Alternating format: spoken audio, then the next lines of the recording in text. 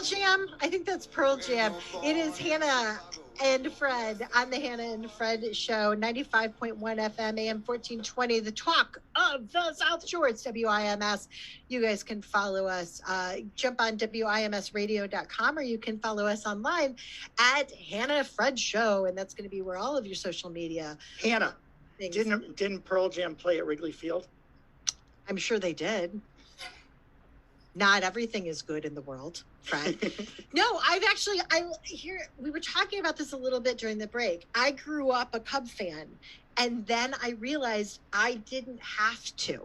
I had free choice, and I walked away. It's interesting though, Fred, if you want to go see Rizzo, the New York Yankees will be playing the Chicago White Sox, the aforementioned Chicago White Sox, this week, actually, in Iowa, or is it heaven, at the Field of Dreams. That's going to be on August 8th. So you can drive your little happy self out there if you want, Fred. Well, let's just say if I want to be happy about the White Sox, which, in theory, and I guess in theory, I want to be happy about any sports team in Chicago. When you're in the States, I'm taking you to the Sox game. That's all there is to it. Great. I can hardly wait. I would like to know, do the Sox have a chance of winning the World Series this year? Well, yes, they do.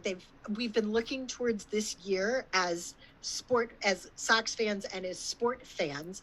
We've known that last year, this year was really going to be probably the first of potentially many choices. The person we can ask about that is our guy, Jon Z. So I don't butcher his last name, but it's Zaghloul. And he joins us, continues to be with us because he's got the scoop on everything. John, do you agree with me that this could, in fact, be the White Sox year? Oh, without question. This is a very good baseball team, and I love what they did at the trade deadline. They got Craig Kimbrel from the Cubs. Yep. They have another one from the Cubs, Fred.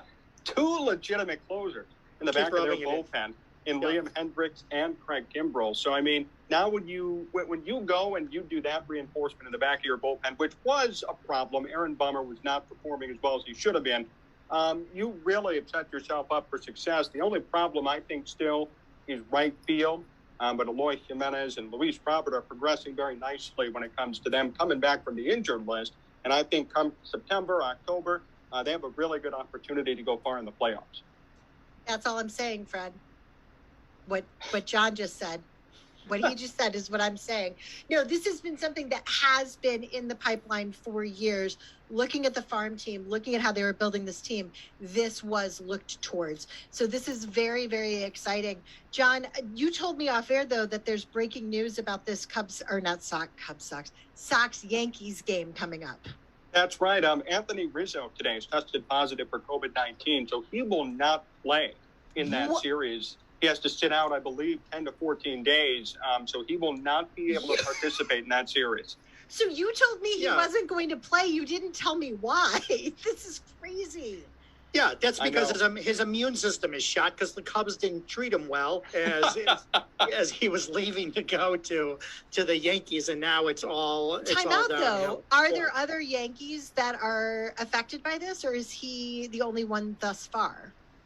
Well, I do believe I did see that Sanchez, their catcher, is also affected. But the thing with him is, I believe he was vaccinated, so I think he has to sit out only 6 or 7 days. Rizzo is unvaccinated, so he may have to sit out 10 to 14 based on his symptoms. So Rizzo will be out for sure. Sanchez may be back by the time that series commences next week.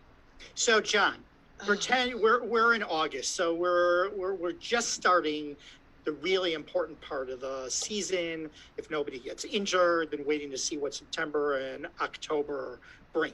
Let's just say you were an economics major from the University of Chicago. Let's pretend. And let's pretend that you had to look at, from purely a business standpoint, as to what the Sox need to do to get into the playoffs. Well, just don't make it into playoffs, but get deep into the playoffs and into the World Series.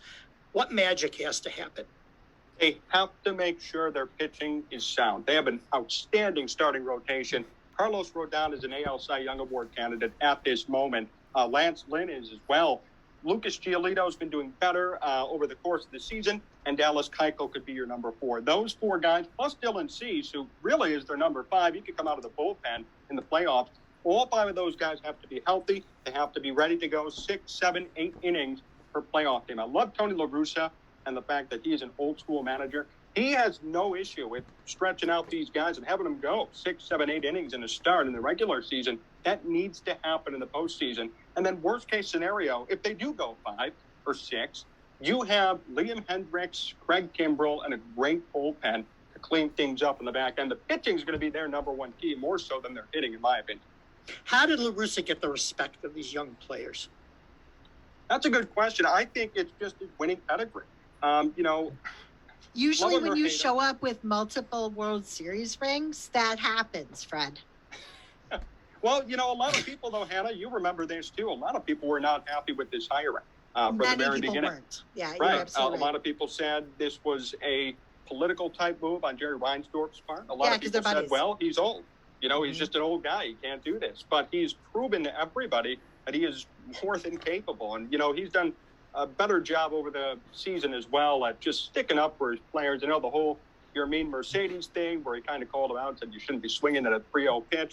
That kind of was a damper on him. But he's gotten better. I know a couple of nights ago there was a ball that hit Jose Abreu in the head. A pitcher threw at him. I don't think it was intentional, but La Russa still rushed out of the dugout to defend Abreu and his players, and he went up to home plate, started yelling at the catcher. That's the type of stuff you're going to need to see from your manager to show that he has your back no matter the situation.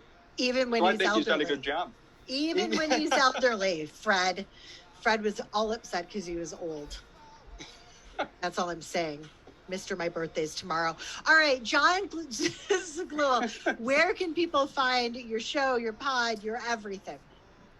You can all find me on AM 1530 WCKG every weekend, 7 to 8 a.m. Or search up Sports Talk Chicago, Apple Podcasts, Spotify, YouTube as well. And make sure to follow me at Jon Z Sport on all socials. See, that's why I call him Jon Z. You can find him, Jon Z Sports. Jon, thank you for explaining to Fred how I'm right about the situation and how you and I will be happily sitting at the World Series in October.